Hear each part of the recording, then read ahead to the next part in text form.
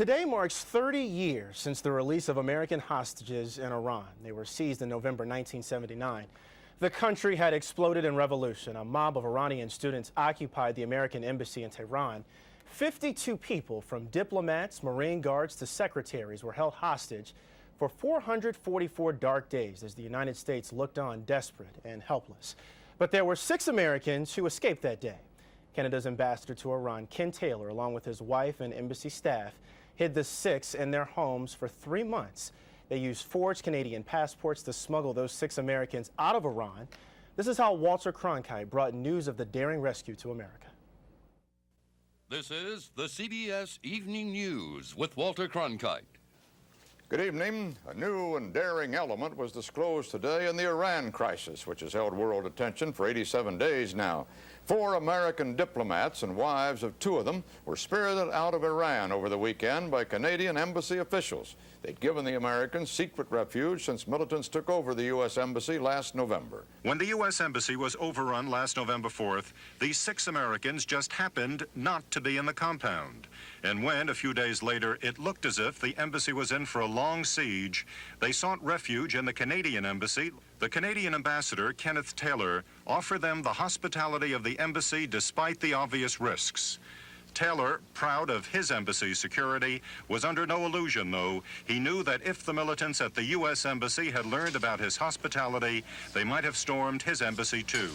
The news of the 6 Americans at the Canadian Embassy was kept top secret. Next week marks 30 years since the so-called Canadian caper. Now, in a new book, Robert Wright tells the story of what really happened in our man in Tehran. This morning, we're joined by that man, former Canadian Ambassador Ken Taylor. Ambassador, good morning to you. Thanks for being with us. I was watching your face during that Walter Cronkite piece just now. What were you thinking? Well, I'm thinking 30 days later, glorious memories of the release of the diplomats, but at the same time, some chagrin at the state of U.S.-Iranian relations still at this time. Until this book was released, you really didn't say very much at all about what really happened back in 1979. No, there's been a fair amount of publicity about it, but Robert Wright, this is his 4th or 5th book. He went into it in detail 2 or 3 years and told the story that with the benefit of freedom of information and the willingness of people to talk now 30 years later, a good story. Are you okay with that? I mean, we're talking about classified, top secret information at the highest levels that nobody really knew about except for maybe a handful of people, including yourself, and we're on national television talking about it this morning. No, I think 30 years is a good time. It was a rest. It's history, and I think it's good for the public to really get an intimate look at the operations of an embassy under duress. In that book, Wright pulls together a series of interviews and those classified or once classified documents, and we really get a chance to see the role that you played in rescuing those 6 Americans. Was there ever any point that you thought you would be killed, and not just you, but your family and your staff?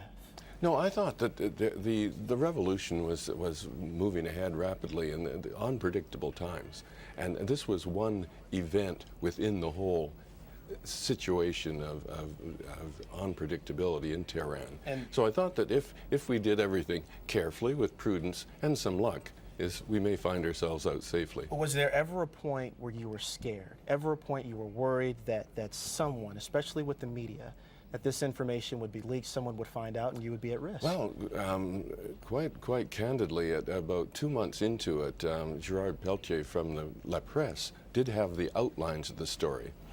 He and his publisher were asked to keep the story until the U.S. diplomats left who were with us. They did that.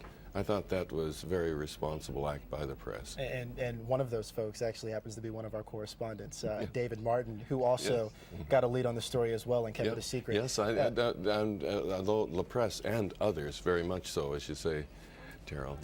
On top of providing a haven for those 6 Americans, the book talks about your secret mission. You were a spy for the CIA. Well, I've provided intelligence to the Pentagon and the CIA through Ottawa directly to Washington. The U.S. didn't have anybody there to anticipate or plan for the commando raid called Eagle Claw. They then asked myself and one colleague, and we brought in a CIA agent into the embassy, and we provided detailed information for the attempted rescue attempt in April. When you think back on that, Ambassador, and you sit here 30 years later, and we're talking about this, you were a man that was there as a diplomat, and all of a sudden you're thrown in the role as essentially a CIA agent. What you are saying and what you're reporting is being seen by President Carter at the time, and they're strategizing based on your information. How does that make you feel? What are you thinking today? Well, it was almost like a Walter Mitty world. It's not something I anticipated in my role as a Canadian diplomat, but circumstances called for it. And I think that it comes down to instinct as to oftentimes what you do in a situation like this. You can think about it, you can contemplate about it, you can talk with your government, but I think everybody knows basically what they should do. And in this case, it was something that Canada wanted to do. They wanted to do whatever we could for the United States at that time. And it involved keeping the sick safe, but in a sense of greater jeopardy for the embassy, it was the involvement drawing up the plans for Eagle Claw. Moments after Ronald Reagan took the oath of office, this Iranian hostage situation came to a close. And really the attention on Islamic extremism also went away. Now that we have a look at this, and now we're going to fast forward here and go back in hindsight, we go to September 2001, and we have 9/11. Being that you were there and you saw some of this happen, were the warning signs there?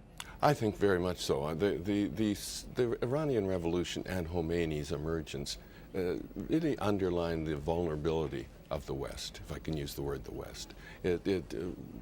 We're in a very high-risk, dangerous game. Unpredictable, unanticipated, not scripted. So the momentum was there. What shape it would take was up in the air, but the reality of 9/11 reflected those early days in Tehran. And one more thing quickly before we go here. Do people still come up to you and regard you as a hero and recognize you as that guy? Well, it's a good life in New York. I haven't paid for a beer in a long time. So that would be a yes. It's an incredible story. It reads like a spy thriller, and I tell you, it's a real life story. And the main character is sitting right here beside me. Our Man in Tehran. It is in stores right now. And Ambassador, we appreciate you being here this morning. Thank you so much. Thank you.